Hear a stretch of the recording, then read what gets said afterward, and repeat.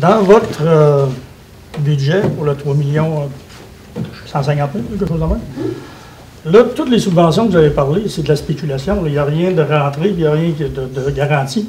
Vous avez raison. OK? Puis supposons que ces spéculations-là deviendraient réelles. Le 3 150 000 que vous empruntez, les subventions, vous vont aller où? Ah, ben ça va rembourser l'emprunt. Mais là, vous faites un emprunt pour 15 ans. Ben, écoutez, on doit... Ça fait que vous empruntez en sachant probablement que vous n'aurez pas toutes les subventions que vous avez demandées. Ben, c'est un peu comme quand vous construisez une maison, vous engagez un entrepreneur, vous allez emprunter le montant que vous pensez que ça va vous coûter. Mais si ça vous coûte moins cher ou si vous avez des revenus qui vous arrivent entre-temps, ou vous allez récupérer, par exemple, des matériaux, ça va vous coûter moins cher, vous n'allez pas emprunter tout le montant, ça va être la même chose. On ne risque pas que ces sommes-là arrivent dans le règlement d'emprunt, M. Godreau, ne signifie pas qu'on va avoir dans les coffres de la Ville 3 150 000. C'est que c'est une fois que les travaux vont être terminés, puis avec les subventions qu'on va avoir durant la construction et les aides financières, c'est là qu'on va déterminer, en réalité, comment qu'on va emprunter. Parce que le règlement d'emprunt se termine à la fin des travaux. C'est pour ça, des fois, qu'on voit passer des résolutions qui ont, par exemple, des montants en trop qui sont retournés, remboursés ou tout simplement là, non empruntés. Alors, c'est le processus. Mais nous, en sachant, avec les évaluations qu'on a, que ça peut coûter ce montant-là, bien, on se doit d'emprunter le montant que ça coûte.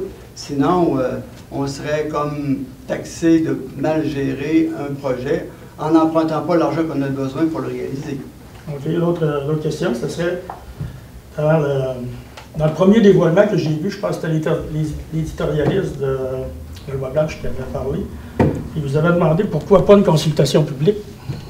Puis vous avez viré ça du revers de la main, pourquoi? Non, je ne retire pas du revers de la main. En 2008, en 2010, il y a eu des consultations. En 2008, là, léger, là, c'est pas d'hier. Il n'y a personne qui s'est levé un bon matin et dit, écoute, on va faire un projet. On va faire ce projet-là. Vous savez, moi, ça fait 20 ans que je suis en politique municipale. Ça fait 20 ans qu'on nous parle que l'accès au fleuve, c'est très manquant pour une ville qui a le privilège et d'avoir justement toute la proximité à ses pieds, c'est le fleuve et ses rivières.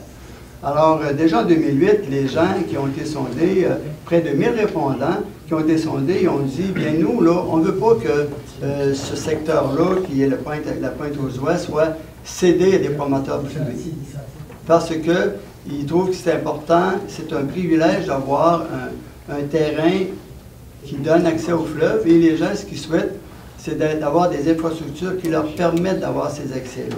En 2015, pas la Chambre de commerce, mais la MRC et la Table des jeunes ont réalisé également un sondage qui nous disait, et en plus, ça nous prend des lieux de rencontre qu'on n'a pas à Montmagny.